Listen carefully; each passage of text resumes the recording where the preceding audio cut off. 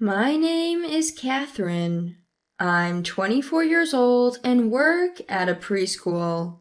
Last year, I got married and now live with my husband, George.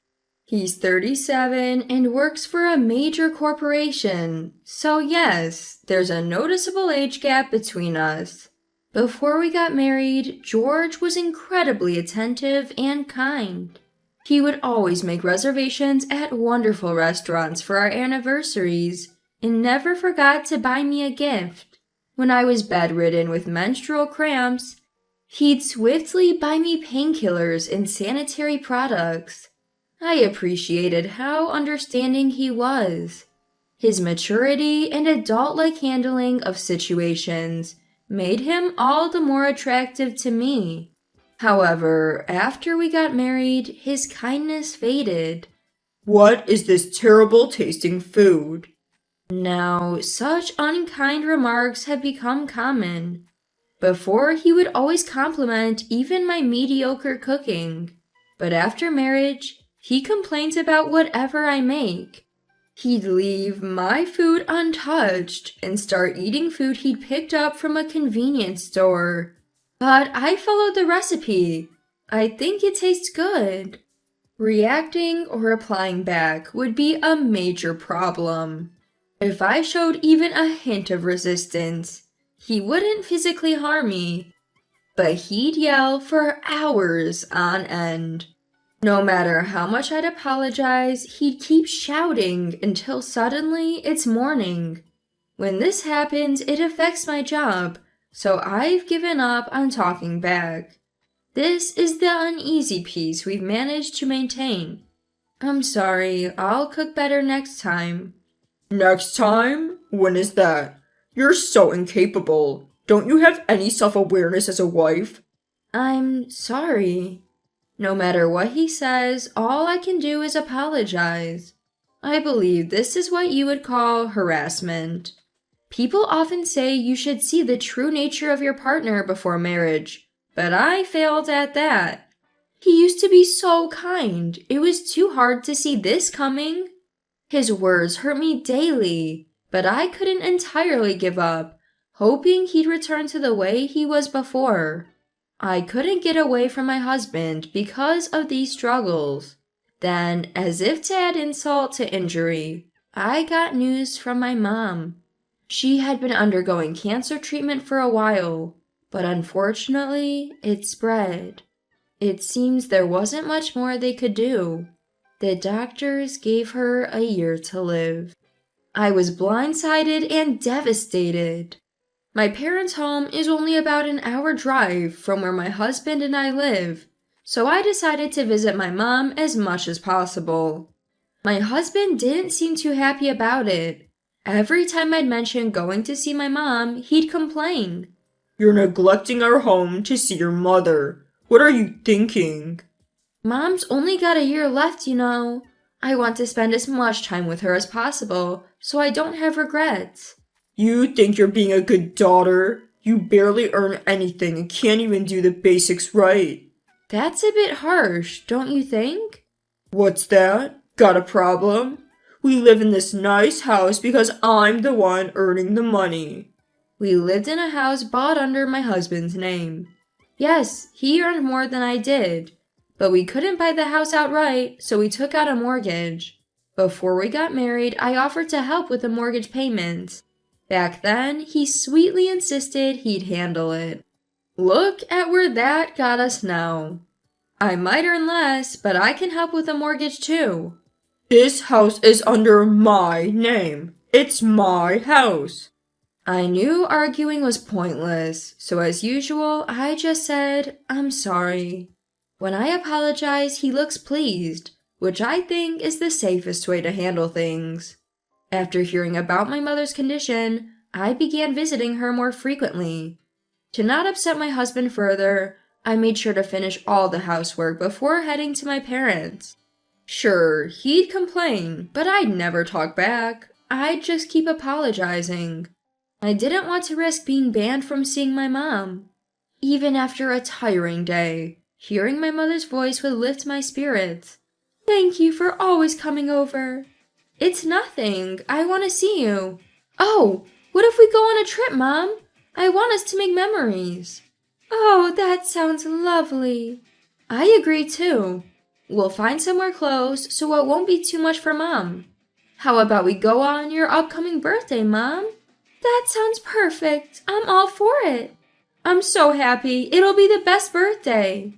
Seeing my mother's joyous smile, I felt happiness swell within me too. Her birthday was in 2 months. I decided to start planning for it. On my way home, a particular worry weighed on my mind. How to tell my husband about this trip. Every time I'd go out with friends, I had to report back to him. He would even send multiple emails during my outings, demanding I show him photos of what I was up to. If I ignored him, it led to problems when I got home, so I reluctantly complied. My friends noticed my desperation to take pictures and felt something was off. Isn't that harassment? Harassment? Yeah, being verbally abused, being overly controlled, just like what you're going through. It was then that I realized I was indeed being harassed by my husband. Although knowing didn't change the situation, I read online that it's essential to keep evidence. Since then, I've kept his excessive emails, recordings of his abusive words, and even a diary. I have to report every plan with friends to him. But this time, it's a family trip. Surely he wouldn't control that too. Besides, I've told him about my mother's declining health, so he should understand. You visited your mother again. Don't you ever get tired of that? Today, we talked about going on a trip for Mom's birthday. It might be the last one, so we're planning to go. When I told him this, his face immediately soured. A trip? I didn't hear about this. We discussed it with the family today. I never gave permission for that. It's for Mom. She's looking forward to it. I want to make memories with the family. My husband, clearly irritated, listened to my reasoning. But then a nasty grin crept onto his face. So, when is this trip? Just 2 months from today. I've mostly decided on the hotel. I just need to make the reservations. Wow, in 2 months? Then I guess we can't go. Why not? With a mischievous grin, my husband started fiddling with his cell phone. A few minutes later, he showed me the screen of his phone, leaving me bewildered. Look, this is an email from my sister. She's getting married on that day. I've already replied that we'd attend. We can't back out now. A wedding? I don't remember hearing about that. I told you before. You just weren't listening. Anyway, no trip. We're going to my sister's wedding. If you don't like it, let's get divorced.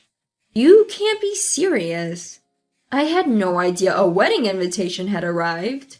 My husband never checks the mail. I always sorted the mail, yet I hadn't noticed that invitation. It's hard to believe I would overlook that. It felt odd that my husband would reply to the invitation himself without consulting me. Seeing my disappointment, my husband looked quite pleased. Growing suspicious of him, I decided to secretly check with my mother-in-law, Mary. Hello, is this Mary? There's something I'd like to confirm. Catherine, what's up? I inquired about the sister-in-law who lives with my in-laws. While my husband is quite the character, this sister-in-law, Elizabeth, is also quite eccentric. She turned 40 this year, a divorced woman, and her divorce story was quite tragic. Elizabeth had a child with her ex-husband, but Elizabeth never really cared for the child. Even though she was a housewife, she did neither household chores nor child rearing, simply lazing around all day.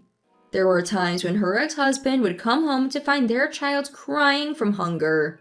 And when the child was just 2 years old, Elizabeth did something unimaginable. During this time, sister-in-law was having an affair with a shady guy from the neighborhood. Unbelievably, she would meet her lover while her child was napping. One day, the child woke up from his nap, realized his mother wasn't there, and cried uncontrollably. The child's cries went on for so long that a neighbor noticed and reported it to the police. That's when they discovered the child had been left alone and about the affair. The husband was furious, immediately sought a divorce, while sister-in-law was obsessed with her lover and splurging the husband's money on him. He dumped her unceremoniously. She wasn't good at parenting, and even her own child disliked her, so she had no chance of getting custody. All that was left for sister-in-law were payments for the compensation to her ex-husband and child support. She returned to her in-laws' home. Soon after, she became reclusive, and that continues to this day. So, it was surprising to think that sister-in-law, who barely goes outside, would get remarried. Is it true Elizabeth is getting married?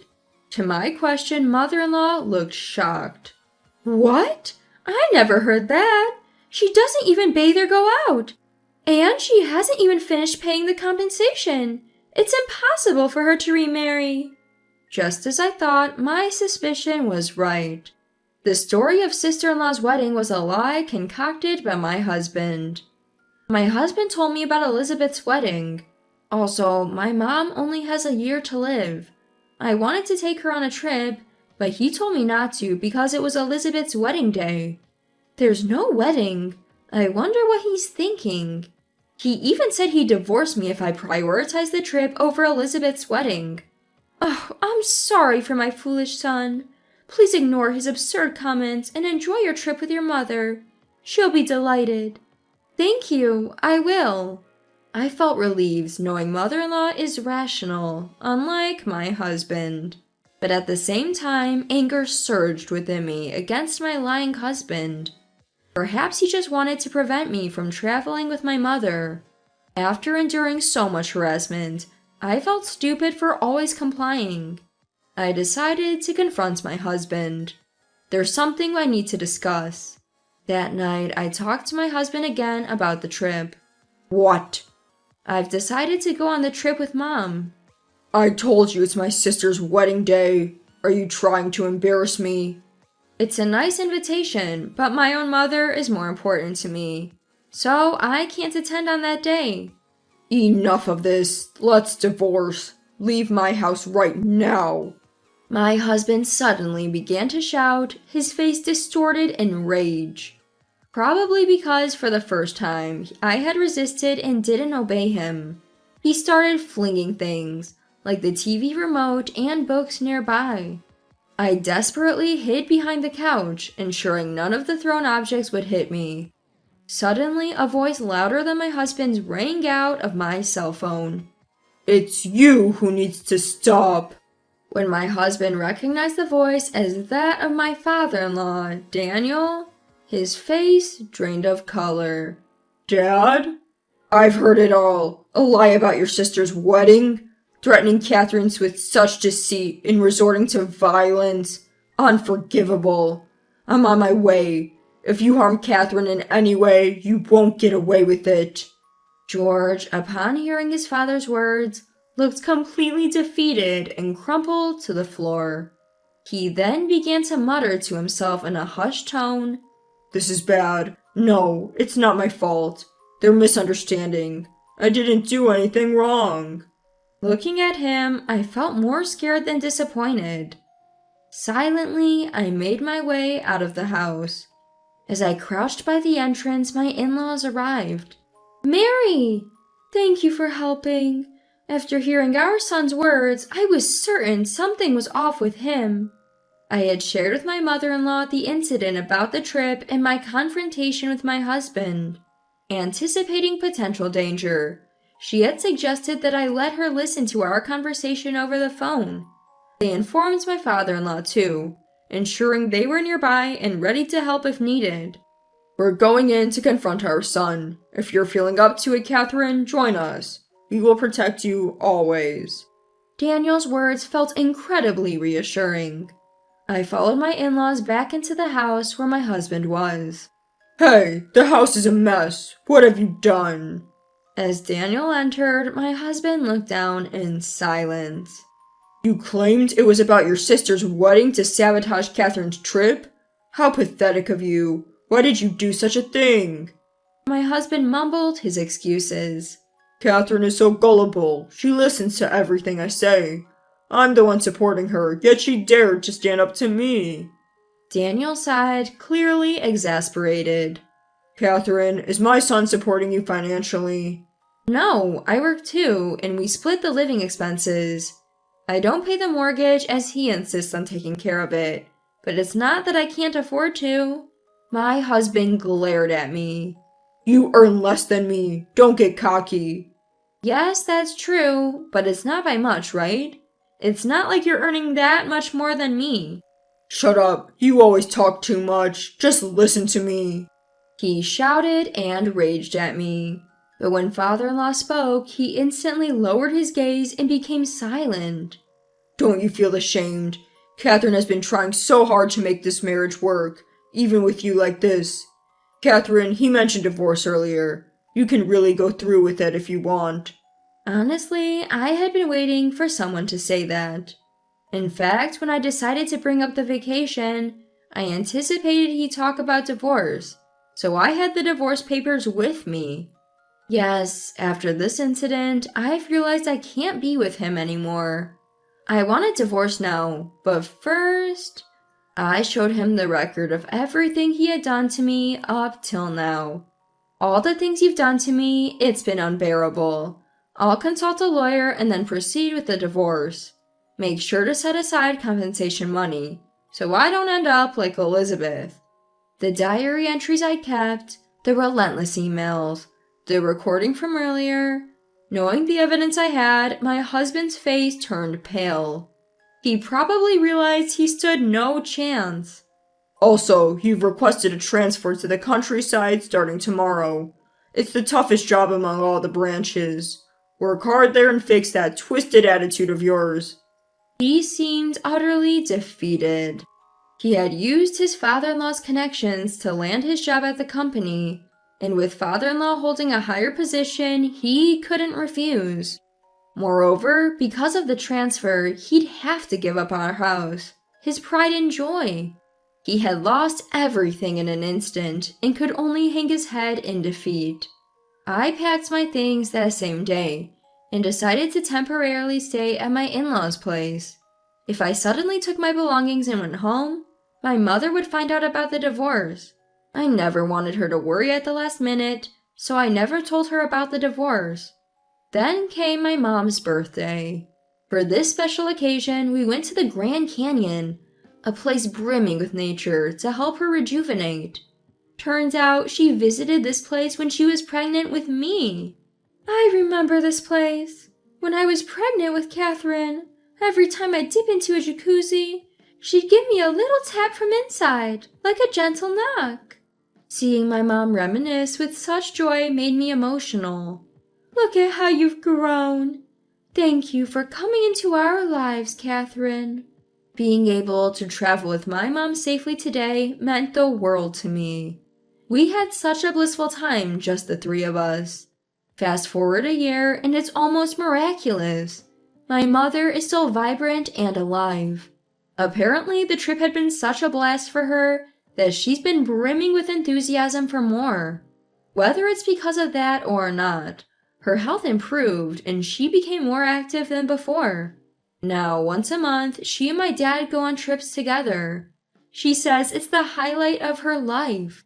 With my mom back to her lively self, my dad too seemed more vibrant. I'm truly grateful I took her on that trip. I ended up receiving a substantial settlement from my ex-husband and started living on my own. When I finally told my mom, instead of worrying, she seemed oddly excited. Do tell me all about it. Surprisingly, she was eager to hear about my misadventures, almost like it was a plot from a TV drama. She listened intently to every word. On the other hand, my ex was transferred to a demanding branch office, and apparently works himself ragged every day. The compensation he owed me was initially fronted by father-in-law, but he insisted my ex would work it off no matter what. A few days ago, I received a video message in my inbox sent by my ex. In it, he was tearfully apologizing. But when I listened closely, it was all about protecting his own interests. I want the settlement waived. Please tell Dad that I want the harassment issue forgiven, and I want to be reinstated to my former position. Although his coworkers knew about our divorce, they weren't aware of the circumstances. So I forwarded the mail to father-in-law. As expected, father-in-law was furious. Enough is enough. If you contact Catherine again, I swear it won't be pretty. And if you dare resign, I'll tell every employee about what you did to her. Given my ex's pride, those words seem to have struck a chord. No matter how exhausted he feels, he's been pushing through at work. Oh well, I hope he finds a way to better himself in this new chapter of his life. I just pray he refrains from making the same mistakes again, especially when it comes to remarrying.